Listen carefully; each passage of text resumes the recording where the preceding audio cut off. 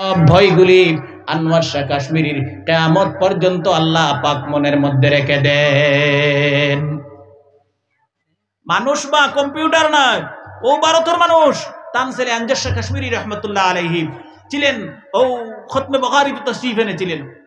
আনজার শাহ কাশ্মীরির আব্বা আনোয়ার শাহ কাশ্মীরি তাই নইত্রে আমি যদি বালা করি বইয়া মনোযোগ দিয়া অন্তর দিয়া শান্তিতে বই পড়িলাই, এখান নাই লক্ষ বই হোক কিয়ামত পর্যন্ত আমার মনে থাকে। সুবহানাল্লাহ। কেনে তাকে আমি তোরা পরে কইম। আনোয়ার শাহ কাশ্মীরি বলেছেন, ভারতবর্ষ তখন স্বাধীন হয়েছে না, হক হালালর কতখান পাওয়ার বুঝাইতে আমি কইয়া। ভারতবর্ষ পরাধীন আছিল ব্রিটিশের হাতে প্রায় 200 বৎসর। এই 200 বৎসর ভারতকে স্বাধীন করার উদ্দেশ্যে দারুল উলুম দেওবন্দ মাদ্রাসা কারি কাসিম নানতবী রহমতুল্লাহ আলাইহি স্থাপিত করেছেন। সুবহানাল্লাহ। দারুল উলুম দেওবন্দ মাদ্রাসা প্রতিষ্ঠা স্থাপন করার, তৈরি করার একমাত্র ওয়ান এন্ড অনলি উদ্দেশ্য ছিল ভারত থেকে ব্রিটিশদেরকে তাড়ানো। সুবহানাল্লাহ। আর কোনো উদ্দেশ্য ছিল না সেই সময়। ইতিহাস পড়ে আপনারা দেখবেন, ব্রিটিশ গভর্নর, ভারতবর্ষ পরাধীন ব্রিটিশ গভর্নর নোটিশ দিয়েছে দারুল উলুম দেওবন্দের লাইব্রেরি জ্বালিয়ে পুড়িয়ে দেওয়া হবে। সব দারুল উলুম দেওবন্দের উলামায়ে কেরাম, মুফতিয়ানে কেরাম, শিক্ষকগণ পেরেশান হয়ে গেছেন। যদি এই দারুল উলুম দেওবন্দের লাইব্রেরি চালাই দিয়ে ব্রিটিশ গভর্নরে, তো আমরা অসহায় হয়ে যাইমু, অন্ধকারও ডুবি যাইমু। লাখো বই পুস্তক কিতাবাদি দুর্লভ দুর্লভ, পৃথিবীর যে কোনো লাইব্রেরি এই বইগুলি পাওয়া যায় না, দারুল উলুম দেওবন্দের লাইব্রেরিতে আছে। সুবহানাল্লাহ। দুনিয়ায় বড় বড় লাইব্রেরি বেশি নেই, দারুল উলুম দেওবন্দ, পাকিস্তান করাচি, মিশর জামে আল আজহর ইউনিভার্সিটি, মদিনা ইউনিভার্সিটি, এইভাবে কয়েকটি জায়গায় বড় বড় লাইব্রেরি আছে, যে লাইব্রেরিগুলিতে লক্ষ লক্ষ বই পুস্তক পাওয়া যায়। সুবহানাল্লাহ। সব ধরনের ইসলামী, আপনি ফিকহ ফতোয়া, যে কোনো বিষয়ের, আপনি জেনারেল যান, বায়োগ্রাফি, জিওলজি, বুটানি, আপনি কেমিস্ট্রি, আপনি ফিজিক্স, পলিটিক্যাল সায়েন্স, যে কোনো বিভাগের বই এই লাইব্রেরিতে আছে। সুবহানাল্লাহ। হাজারো বই পুস্তক ব্রিটিশ গভর্নরে অর্ডার দিছে জ্বালাইলি তো। সারা আলিমুল আর দারুল উলুম দেওবন্দর কমিটি, এলাকার মানুষ পেরেশান, পাগল হয়ে গেছে। কিলা বাসানি যায়। আনোয়ার শাহ কাশ্মীরি দারুল উলুম দেওবন্দর উস্তাদ তখন। সুবহানাল্লাহ। তাই নিয়ে উপস্থিত আসলেন এই জায়গা। আইসো নেওয়ার পরে শুনলা যে ব্রিটিশ গভর্নরে কইছে দারুল উলুম দেওবন্দর লাইব্রেরি জ্বালাই দিত। আনোয়ার শাহ কাশ্মীরি কাগজ হাতে নিলেন, কলম হাতে নিলেন, চিঠি লিখলেন ব্রিটিশ গভর্নরের উদ্দেশ্যে। চিঠি লিখে আনোয়ার শাহ কাশ্মীরি পিয়নের হাতে দিয়ে দিলেন, বাহকের হাতে দিয়ে দিলেন, এই চিঠিটি নিয়ে ব্রিটিশ গভর্নরের কাছে চলে যাও। আনোয়ার শাহ কাশ্মীরি লিখে দিয়েছেন, আমি আনোয়ার শাহ কাশ্মীরি বলতেছি, তুমি আর দেরি করবে না, এই মুহূর্তে এসে দারুল উলুম দেওবন্দের লাইব্রেরিটা জ্বালিয়ে দাও, পুড়িয়ে দাও। ও নোসাইন সারা পাগল, পেরেশান হয়ে গেছেন, জ্বালাই দিব করিয়া। আর তাই চিঠি লিখে দাওয়াত দিতে দেরি করিস না, এখন এই জ্বালা। সুবহানাল্লাহ। চিন্তা করতেই নি অবস্থা। আরে লাইব্রেরিতে লাখ লাখ বই, সারা পেরেশান, জ্বালাই তো না করি, কিলা আটকানি যায়, বেটা দাওয়াত দে আয় জ্বালাইয়া। হ্যাঁ, উলামায়ে কেরাম হলে, মুফতি হলে, দারুল উলুম দেওবন্দর শাইখুল হাদিস হলে জিগাইলি এই অবস্থা কিটা। আনোয়ার শাহ কাশ্মীরি মুস্কি মুস্কি হেসে হেসে বলছেন, ভয় করবেন না, চিন্তা করবেন না, দারুল উলুম দেওবন্দের লাইব্রেরিতে যত লাখ বই আছে সব আনোয়ার শাহ কাশ্মীরি পড়েছে।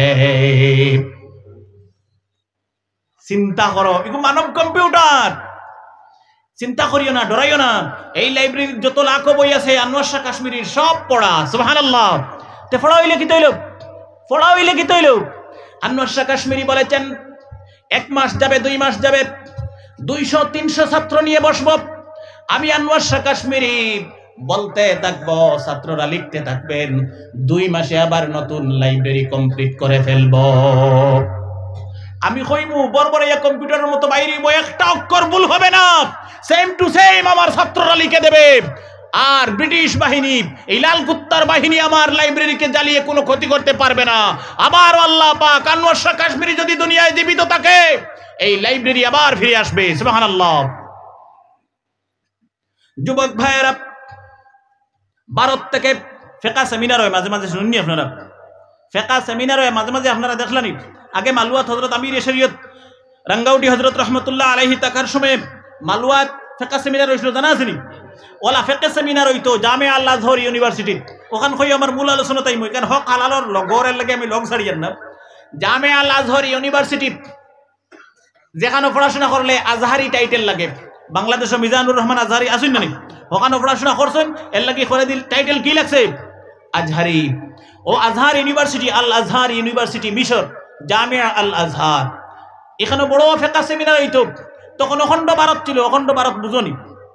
জোয়ান ভাই ওগুলো বেশ বুঝবাইতা না, এটা তো আমরা বুঝি না, মানে কিছু কিছু শিক্ষিত মানুষ ওগুলো বুঝমুখ। অখণ্ড ভারত বলতে এই এখনকার ভারত না, তখন বাংলাদেশ, শ্রীলঙ্কা, মিয়ানমার, পাকিস্তান সারা মিলিয়ে এক দেশ আছিল, তার নাম আছিল হিন্দুস্তান, ভারত। সুবহানাল্লাহ। এত দেশে মিলিয়ে প্রায় 60টা দেশ মিলিয়ে এক দেশ আছিল। এই এক দেশের সারা দেশের মধ্যে একজন রে ইনভাইট করা হয়েছে, নিমন্ত্রণ করা হয়েছে জামিয়া আল আজহার মিশর ইউনিভার্সিটি ফিকহ সেমিনারে যোগ দেওয়ার লাগি। তার নাম আনোয়ার শাহ কাশ্মীরি। সুবহানাল্লাহ। চিন্তা কররানি কত বড় আলিমিন। আনোয়ার শাহ কাশ্মীরি বলছেন ফিকহ সেমিনার চলতেছে মিশরের ইউনিভার্সিটিতে, কিছু রেস্টের সময় দেওয়া হলো, লাঞ্চের সময় দেওয়া হলো। আমরা স্কুল কলেজের ট্রেনিং হয় বিভিন্ন সময়, মাস্টার হলোর সব সময় তো খালি ট্রেনিং হয় না, কত সময় রেস্টর লাগিয়ে দেওয়া হয়। ট্রেনিং করতে করতে বুড়া লাগে, টি ব্রেক আছে, খানির ব্রেক আছে, কত সময় এমনি ফুর্তি করার লাগে ব্রেক আছে। বুঝলেন কিতা কইয়ার? ওলা ফিকহ সেমিনারে মাসলা মাসাইল নিয়ে গবেষণা করতে করতে আধা ঘন্টা, 1 ঘন্টা, 2 ঘন্টার লাগে রেস্ট দেওয়া হয়েছে। সুবহানাল্লাহ।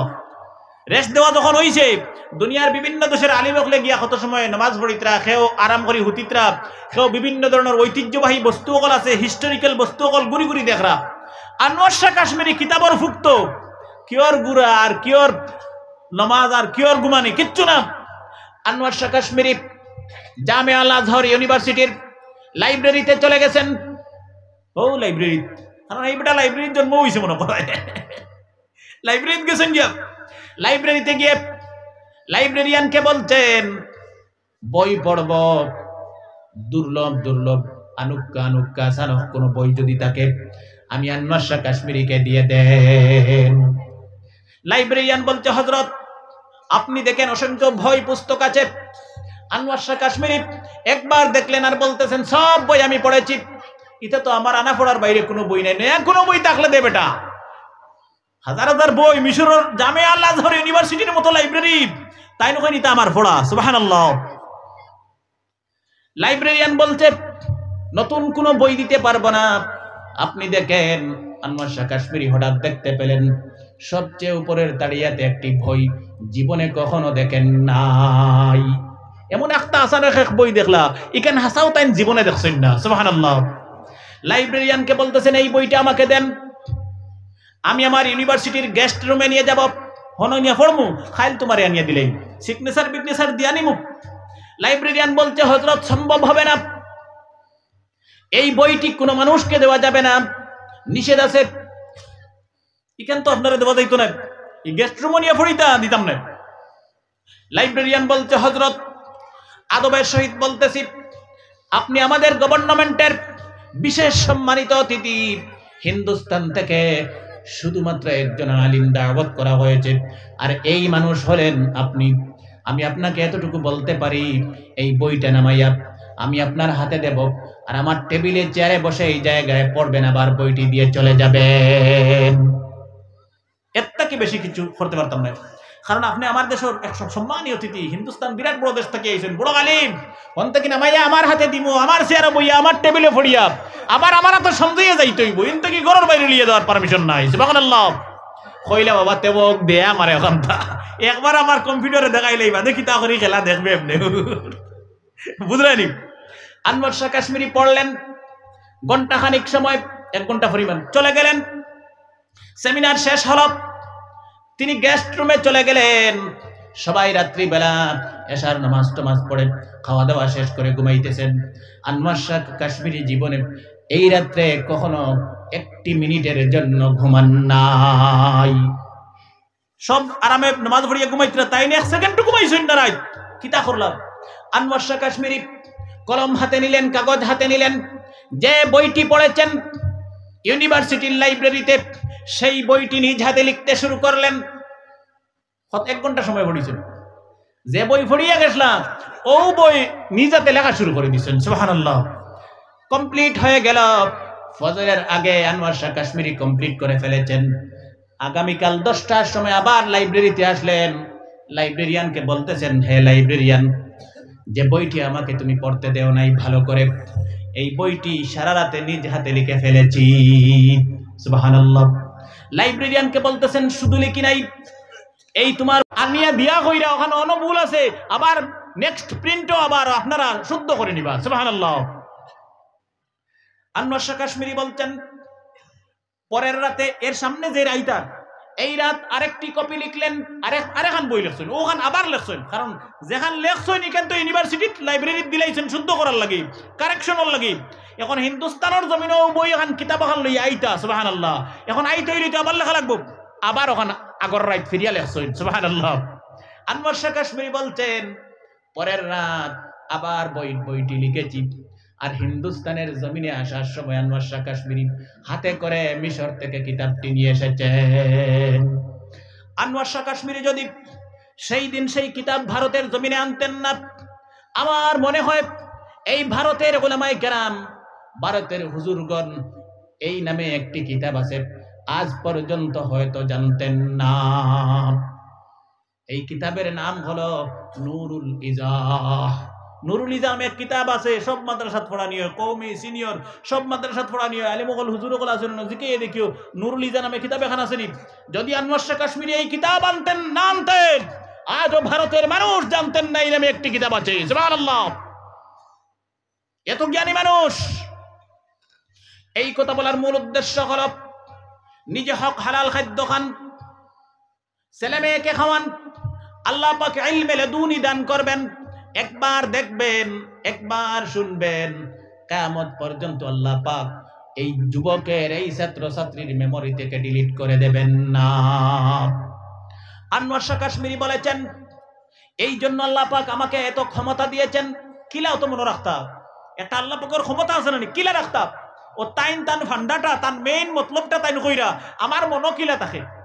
আনোয়ার শাহ কাশ্মীরি বলেছেন, এই জন্য আমার মনে থাকে আমার মা বাপ জীবনে কখনো হারাম খাদ্য খান নাই, আর আমি আনোয়ার শাহ কাশ্মীরি আজ পর্যন্ত জীবনে হারাম খাই নাই।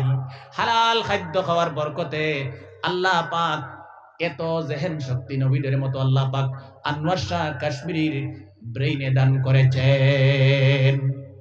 হারাম তো কি বাসো যুবক, ছেলে মেয়ের হালাল খাওয়াও।